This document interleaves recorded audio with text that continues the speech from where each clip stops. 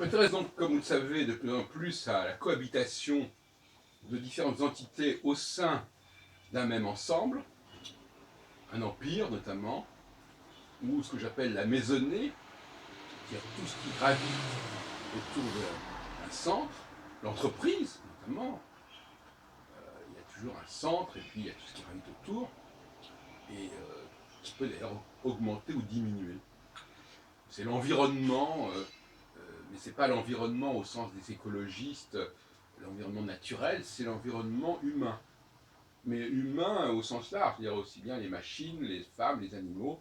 Ben, je reviens à cette notion qu'on retrouve à deux reprises dans les 10 commandements, lors du Shabbat et lors du dernier commandement concernant le fait de ne pas convoiter les biens du voisin.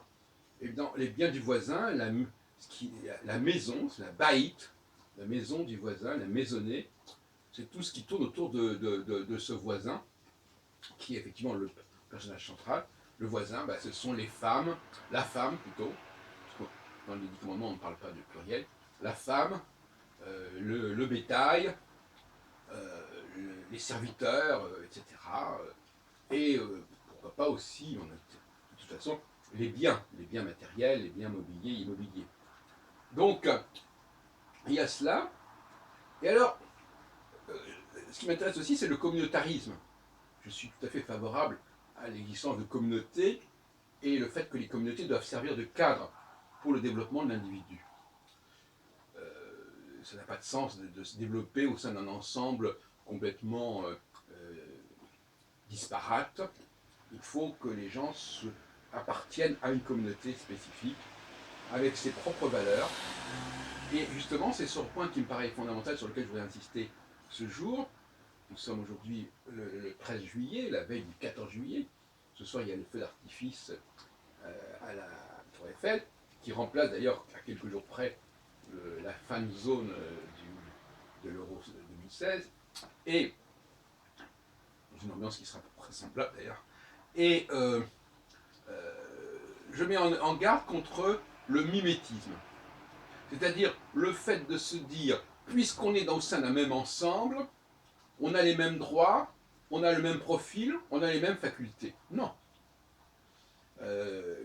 Au sein d'un même ensemble, il y a des entités distinctes qui ont leurs propres valeurs, qu'il faut respecter comme telles, qui ont leurs propres repères, qui ont leur propre mode de fonctionnement, et qui sont malgré tout censés faire partie d'un ensemble plus large, dont il faut déterminer effectivement les éléments mis en commun. Bon, il y a effectivement des structures qu'il faut établir et qui sont valables pour toutes les entités. Mais, par-delà cette question de structure basique qu'il va falloir établir pour que cet ensemble fasse sens, hein, notamment au niveau juridique. Il y a des droits qui doivent être communs, des droits qui sont accordés à tout le monde, mais pas les mêmes devoirs. Dissocier, découpler droits et devoirs. Les devoirs sont propres à chaque communauté, les droits sont des choses basiques que tout le monde peut revendiquer. C'est pas la même chose. Et le devoir, c'est aussi les engagements, c'est aussi les activités qu'on peut demander à telle et telle catégorie. Donc on peut attendre qu'elles doivent les remplir ou pas. Le mimétisme, c'est justement le grand mal, le grand péril qui menace ces ensembles. On le sait très bien, n'est-ce pas? On nous sort tout d'un coup, oui, nous sommes dans le même ensemble, nous sommes tous français, donc nous avons les mêmes capacités. Non, on n'a pas les mêmes capacités. Les droits ne sont pas des capacités. Ça, il faut quand même pas. Les devoirs sont des capacités, par certains côtés. On ne peut pas demander à quelqu'un de faire quelque chose s'il n'est pas en mesure de le faire. Par contre, on peut lui accorder des droits sans que ça corresponde à des capacités particulières, sinon le fait d'être présent.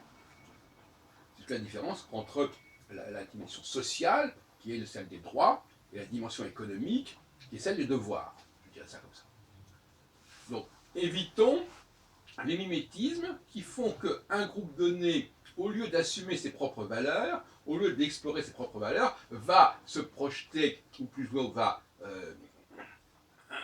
vouloir récupérer, s'approprier les valeurs d'un autre groupe plus valorisé, mieux mieux perçue, c'est là qu'il y a un danger.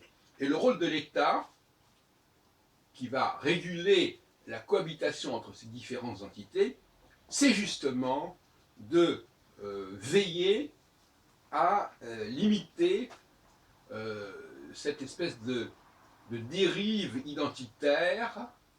Au lieu d'affirmer son identité par rapport à la communauté à laquelle elle appartient, on a une identité qui est liée à l'ensemble.